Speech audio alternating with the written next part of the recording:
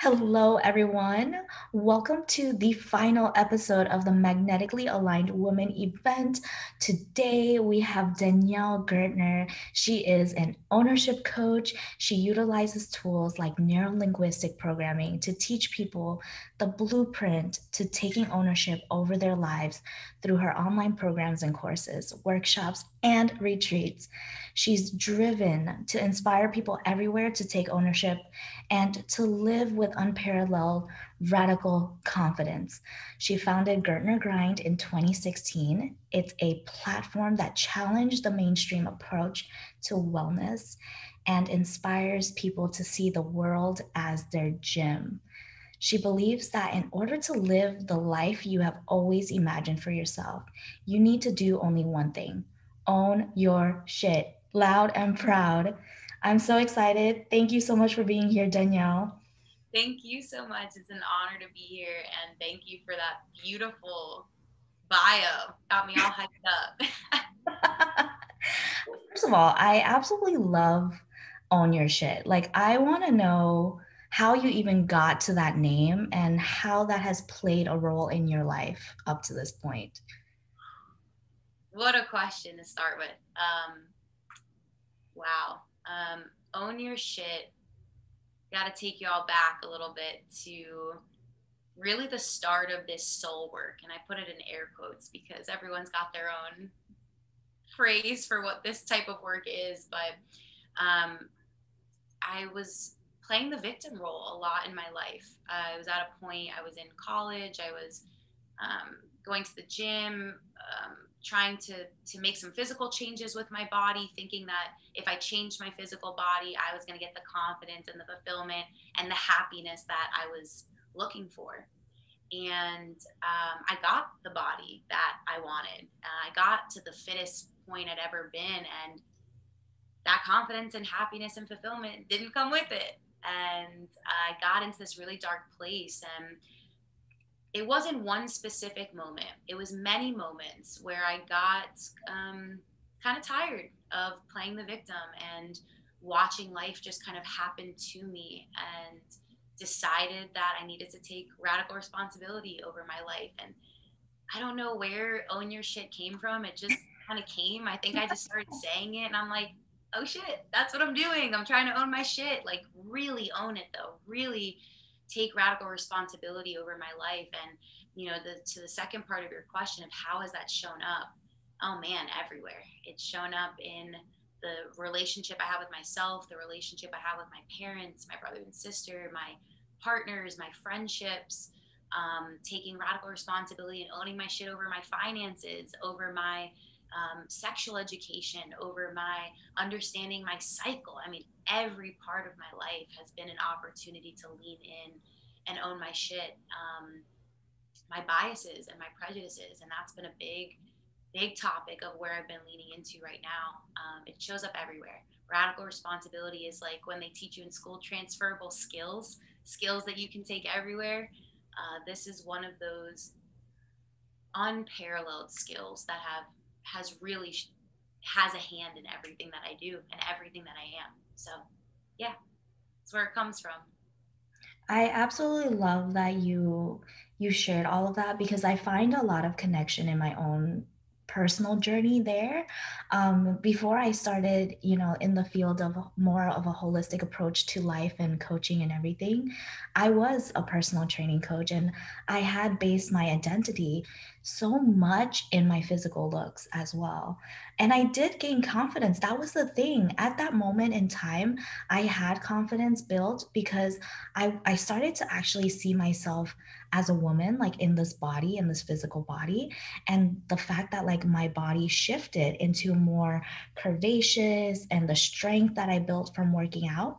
But as I got pregnant like this year, that shook my world because I did not realize how much identity and self worth I had attached to a physical image of myself. And when you brought that up, like there's still that disconnect between like the physical and then something else, right? There's that something more. What I would like to actually dive into that a little bit more. Like, what you mean by how actually like how you transitioned from that physical into now a more holistic approach and actually owning all these different aspects of your life. Yeah. Thank you for asking that. Thank you for sharing that. It's identities are so interesting because a lot of times we don't realize that we are identified with some things, until they're threaten to be taken away, or they change, or we go through a change and we kind of go through that identity struggle. So I resonate with that a lot because my identity became, I was known as like the grind queen. I was living in Gainesville, Florida, where I went to school, and I was my love for the gym led me to start a boot camp at UF, which then turned into starting a business when I graduated from UF, leading boot camps and personal training and fitness. And this was around the time that I started to really question this tie to my physical body. um, the intention behind why I was doing what I was doing was very ego based and very aesthetic based. And I wanted the big butt and the tight core and the strong arms so that people would stop and stare. And then I became very attached to this body, and I fell, what I kind of how I frame it is, I fell really in love with my earth suit, but not the soul living inside. And I started to realize there was friction, because I wasn't aligned and happy and building and nourishing the soul that lives inside this earth suit. And so that's where the transition happened, when I really, as kind of harsh as it sounds, I couldn't really stare at myself in the mirror and Mhm. hold my own eye contact and say good morning to myself. And I didn't really know who I was or what I liked or what I didn't like. I was people pleasing, and I was um, making sure that everybody around me saw me as this thing, as this version of me, without actually knowing, like, who the fuck am I for myself, not for everybody else. If nobody else is there, who the fuck am I? And so anyway, so that transition started to happen personally, and I started thinking to myself, man, if my clients, like, I I wonder and I imagine if my clients are experiencing the same thing. And what do you know? When I started to ask those questions, they were.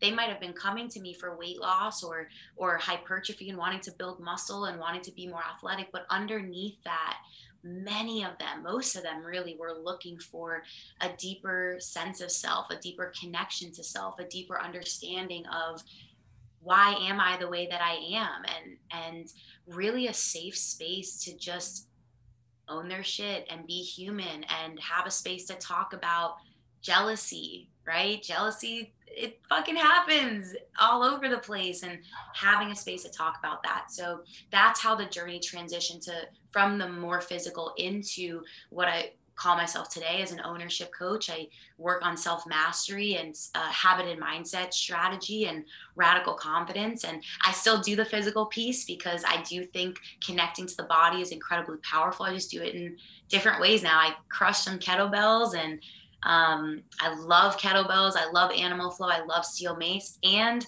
I love dance, ecstatic dance, and primal play, and connecting to the body and the soul in those ways as well. That's how the shift happened with my journey. Thank you for sharing that. It's like whenever we think of this journey, we think like it's going to be a linear process, but in reality, it's like you figure something out and then you feel like you feel something comes up, something doesn't feel right anymore, and then there's this whole like dip in the road.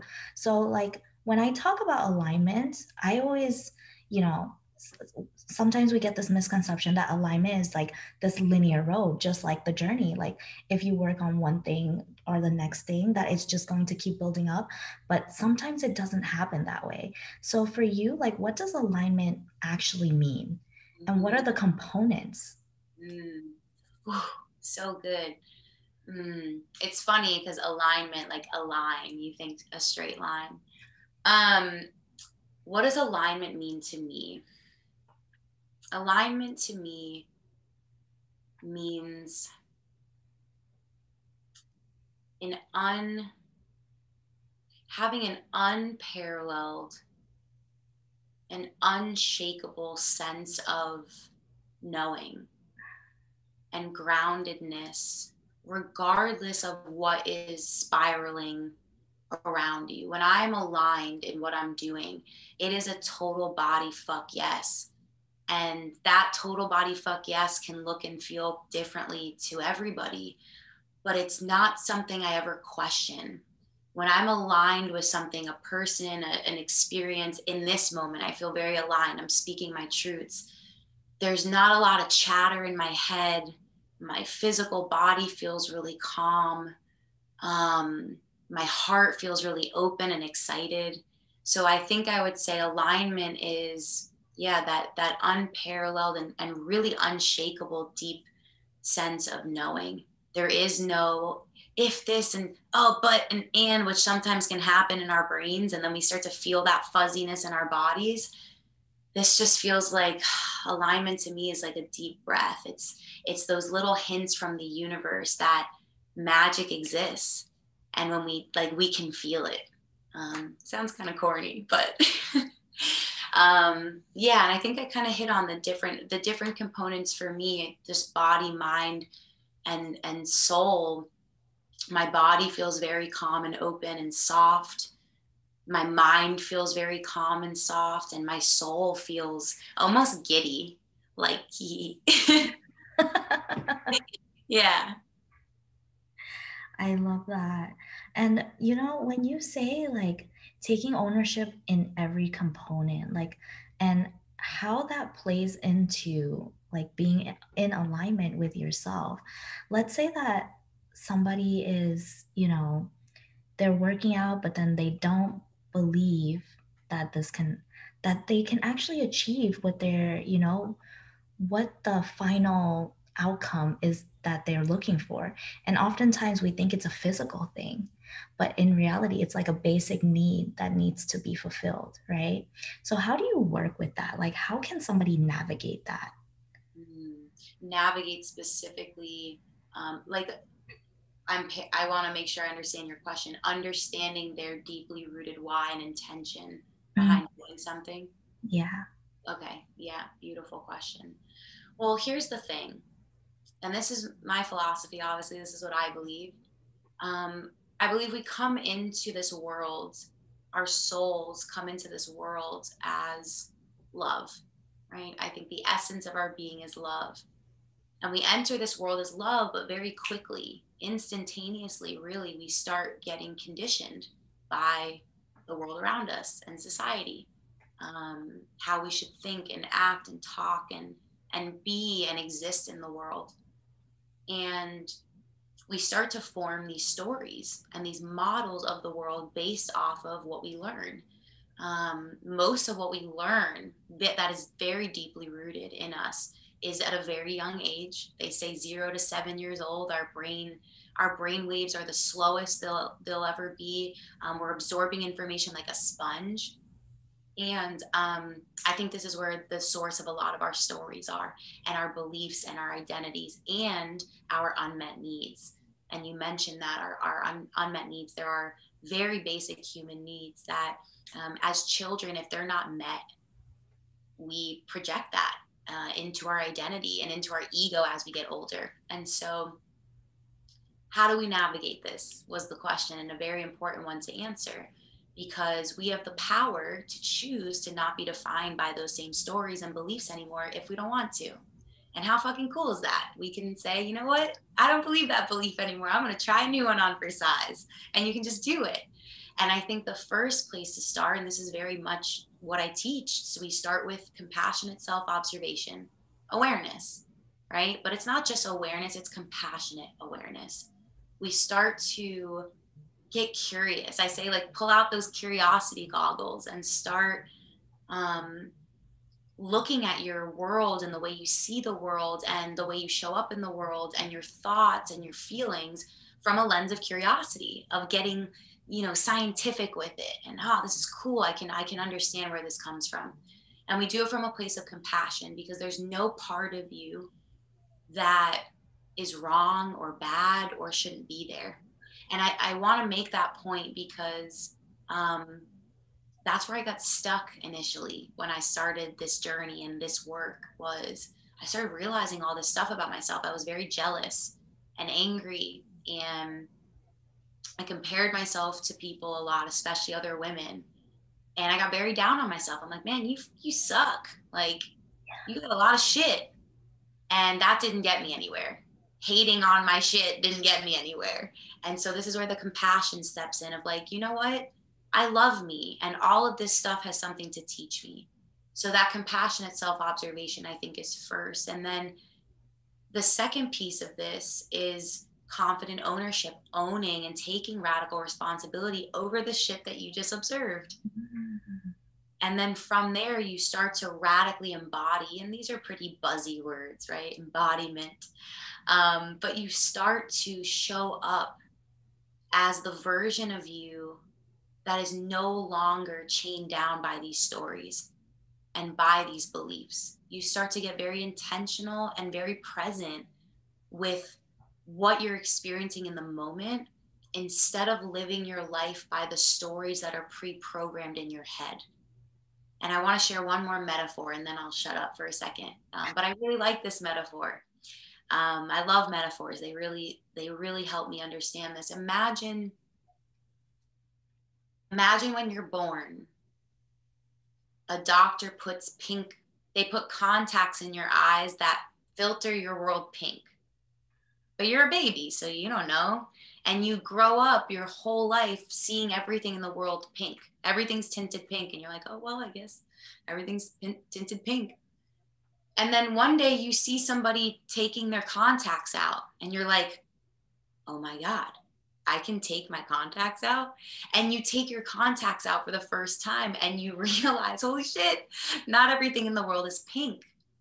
And that's, coming back to your, how do we navigate this more deeply rooted why? I know I took this way deeper than like going to the gym and changing your body, but what is the intention behind that? What is your deeply rooted why?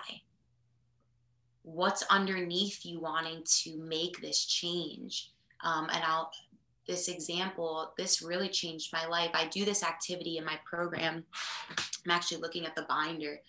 I opened to it. It's called the 5 levels of why. I'll share it with you because it's really fucking powerful. But I have my clients write out, well, why did you join this program? And you can use this for any example. Why did you decide to do this? And this girl shared with me, well, I want to lose weight. That was her personal goal. And I said, okay, well, why? Why do you want to lose weight? And so now we're getting a level under that why. And she said something along the lines of, well, I feel more empowered when I'm at a different weight. And I said, okay, great. Why do you want to feel empowered? And so now we're going a level deeper. And we ended up continuing to dig into this deeply rooted why. And it was really powerful. Her deeply rooted why ended up being about her family. And her family, she never felt heard by her family. And she thought it was because of her size. And she desired to just have a voice and have a seat at the table with her family. And I mean, man, what different, we're talking two different ball games here. So anyway, that was a long answer to your question. Sorry for the rant, but this is how we start to navigate some of these things. Get curious. Get curious. Thank you for that. We actually need this long explanation because I feel like oftentimes we don't understand, right? Like so many things I've done in my life too has it was very surface level. Like, I just want to do this.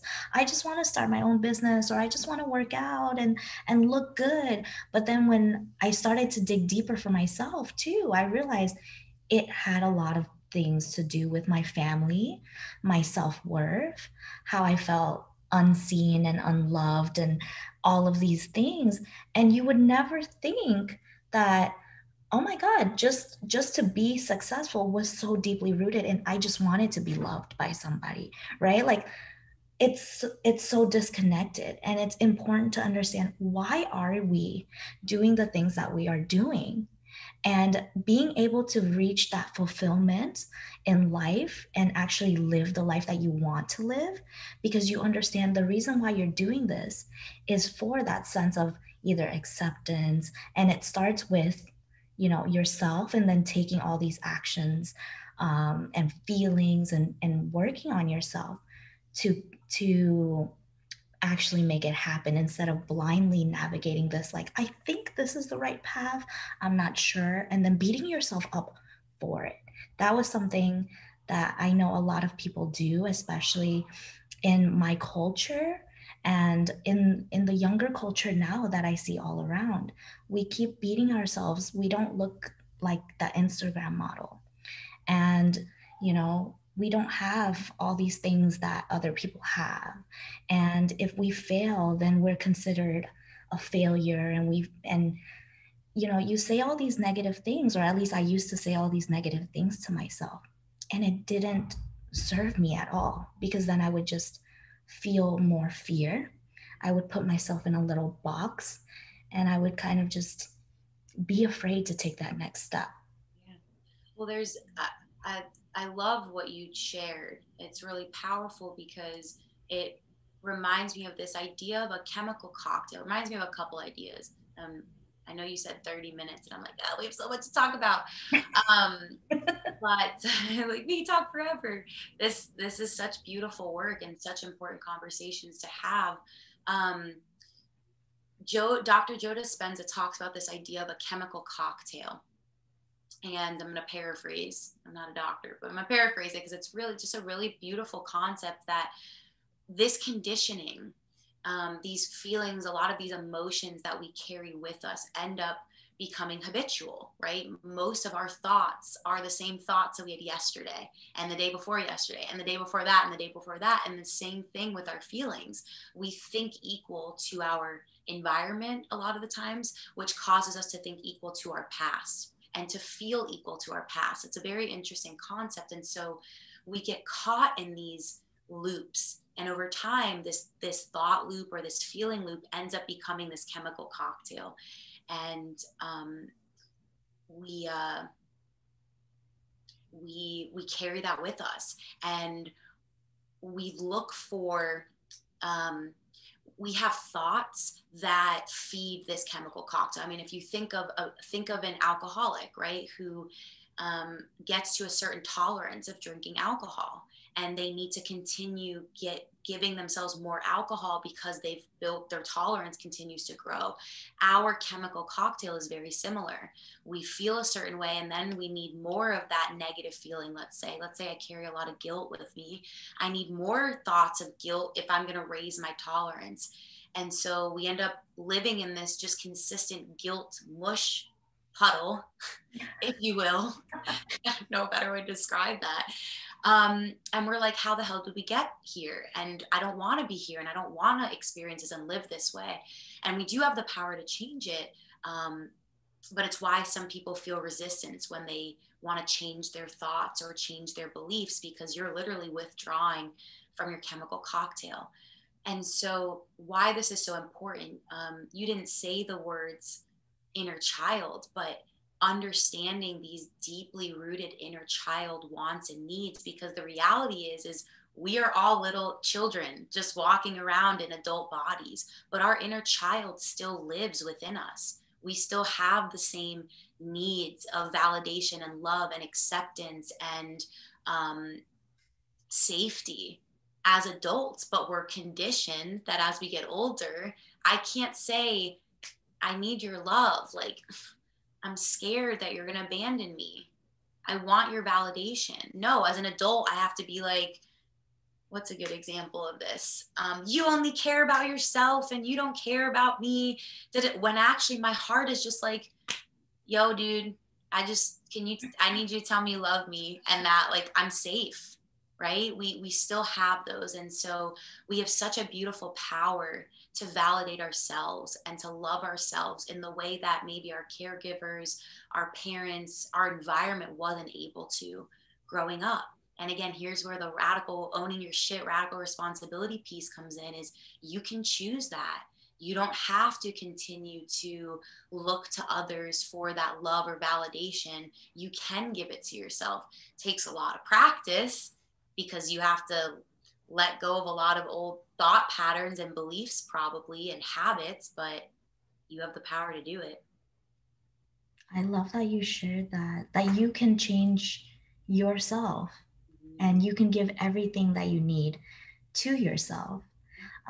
One thing that I've really identified with, and I find that it's true, is that you become the person that you needed in your life.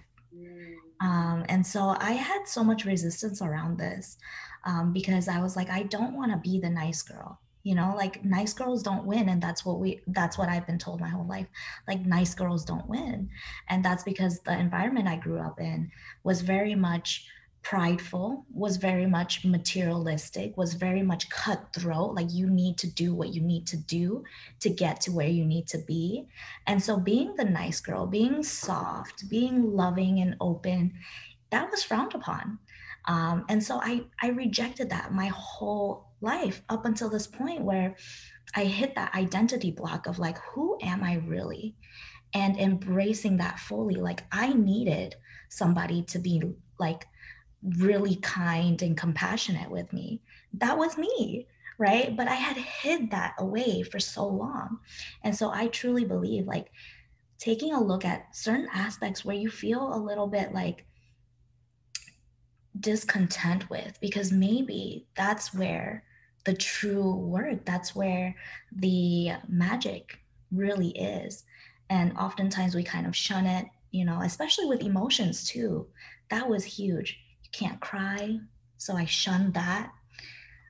And discovering that part of myself was like this new world that just opened up. It's like, this is what I've been missing my whole entire life. And you get to, like you said, you get to be that person for you.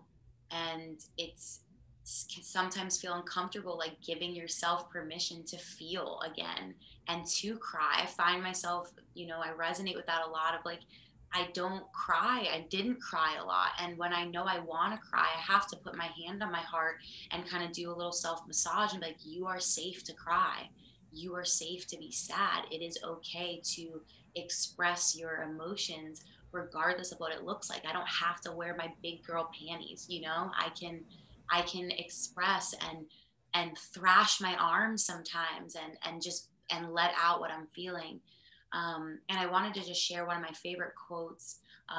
Carl Jung says this, where your fear is, your task is. And that, when I read that quote, that stuck with me so powerfully because I really do believe at the root of most of our shit is fear. When we're jealous, we're fearful of not being seen or heard or accepted. When we're, you know, envious, we're fearful of missing out. And where that fear is, there is opportunity to lean into that and be like, okay, well, what happens if I'm not accepted by other people? And what happens if I'm not validated by other people? Worst case scenario, I still have me. And this is where we start to build that self love and that self trust, is understanding that at the end of the day, we can actually give ourselves everything that we need if we choose to. I know we're conditioned to want it from other people. I mean, shit, it's written in our DNA. We are tribe people. We only survived as humans because of community. Um, so it does kind of go against what's in our nature. And it takes, another one of my favorite quotes is, it's not a practice game, or it's not a knowledge game, it's a practice game.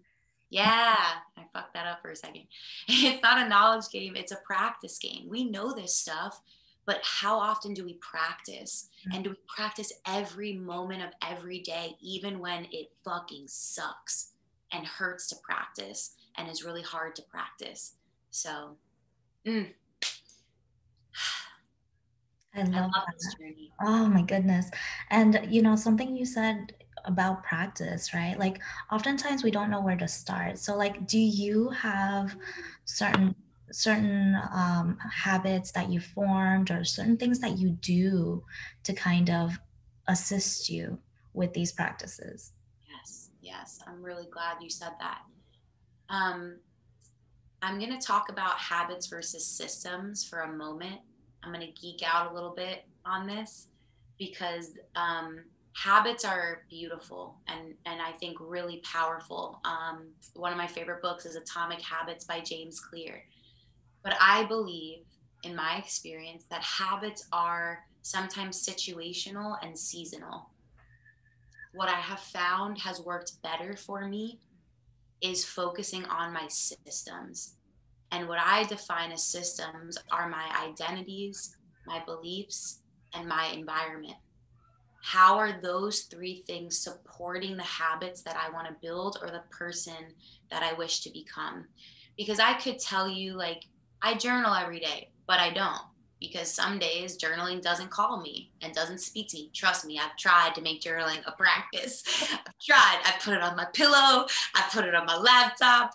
I've like really tried. It's just not, it's not something that is always a habit. But I have these systems. I identify as somebody who honors me first. And that might look different every day. Sometimes journaling is honoring me. Sometimes laying on the floor for 30 minutes and staring at my ceiling fan is honoring me. And so my task for those watching and listening is, what do your systems look like? If you want to know where to start, what are your identities right now? What are your beliefs?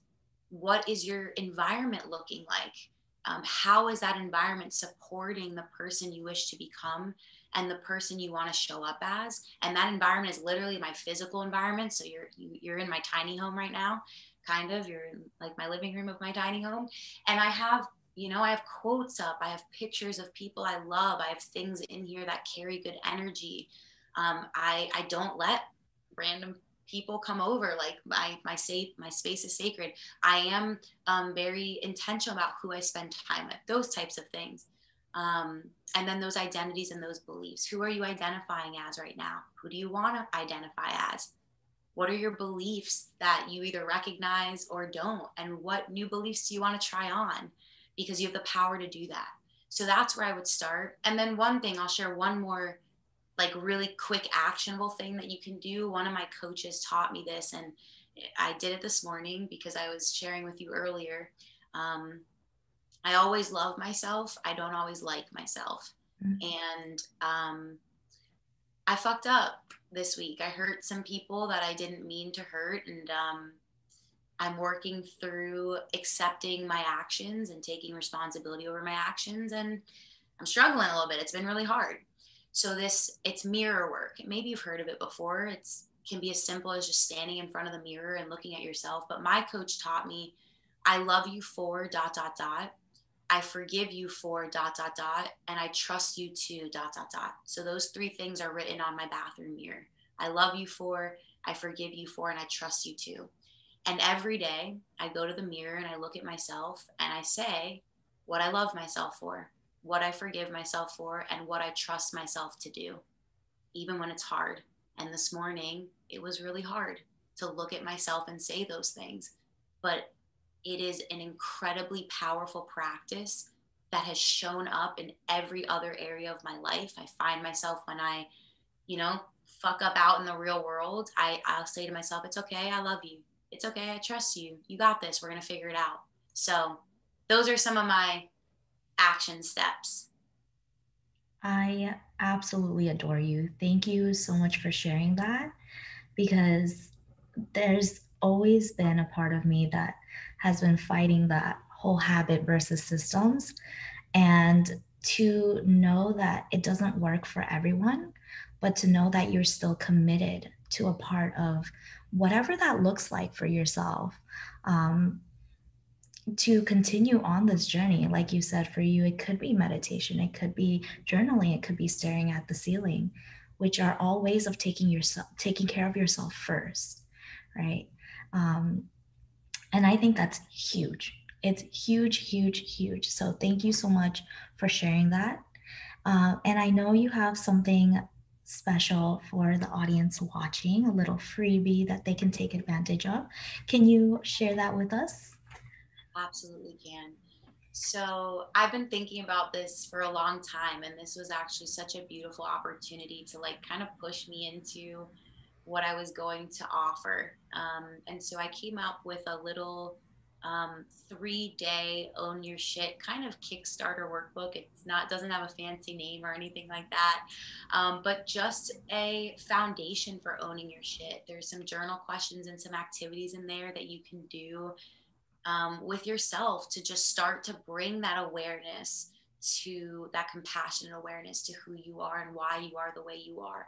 There's some tools and resources in there for how do I own this part of me. And then there's some exercises in there for you to lean into stepping into this higher version of yourself, whatever that means to you. And so it's just a really beautiful, I almost want to call it like a fire starter kit because that's kind of what it is. It's a fire starter kit to own your shit. Oh, that's what I'm going to call it. The It fire, rhymes too. fire starter shit. The fire starter kit to own your shit. Oh, look at that. You see people, magic happens everywhere. That's what I'm going to gift. It's a little piece of my heart. It's a little piece of my journey. And some of the most helpful questions and tools that helped me get to this place of really living with radical confidence. And that, you know, doesn't always mean that I'm like, I can take over the world. That's not what I've learned. That's not what radical confidence means. But I am confident and I trust myself without a doubt that I can make it through anything because I've always got me. And that's what radical confidence is. So that's my freebie. Glad we came up with the name together. I'm pumped. Thank you so much. And, thank you for being here, first of all, because this has been eye opening for me. And I'm sure so many people have connected with you. For everybody who is watching, I will link the freebie below this video. And just to wrap up, since you have a ton of quotes, I would love to end on your absolute favorite quote, whatever that is. Absolute favorite quote. Ooh, okay. There's so many. My brain is like, this one, pick me, pick me. Um, it's not always your fault, but it's always your responsibility. Hmm. It's probably one of my favorite quotes. It's not always your fault. It's usually not your fault. It's actually, I think it goes, it's usually not your fault, but it's always your responsibility. And man, what you can do if you take that responsibility. And I sure as hell hope you take it. You're starting to take it just by being here and listening and becoming a more magnetically aligned woman. I'm so honored to be here. Thank you so much. And please connect with me. I would love to. Anyone who's watching, if I can support you in any way, um, let me know. Oh Thank you. yes. What do you want to share like your Instagram handle Yeah. for the people who are watching with us today? Yeah, I'm really simple. It's just my first and last name at Danielle Gertner. I'm sure my name's going to be somewhere on this title. So the spelling, I don't know if you want me to spell it, but you can also visit me at daniellegertner.com. I have a VIP email list and send out content like this just from my heart, so that we can all own our shit together because it takes a community to do it for sure. I love, honestly, the perfect video to end on is really to own your shit, is to start taking action on what you truly believe in and not what you've been told your whole life. And thank you, thank you for everyone who showed up, first of all, because you deep down, you truly believe that within you there is magic to be discovered. And there really is. So, for everyone who is watching, thank you so much for being on this final episode, for tuning in. And I cannot wait to see you guys throughout this incredible journey. This is bye for now, but not forever. Bye, y'all.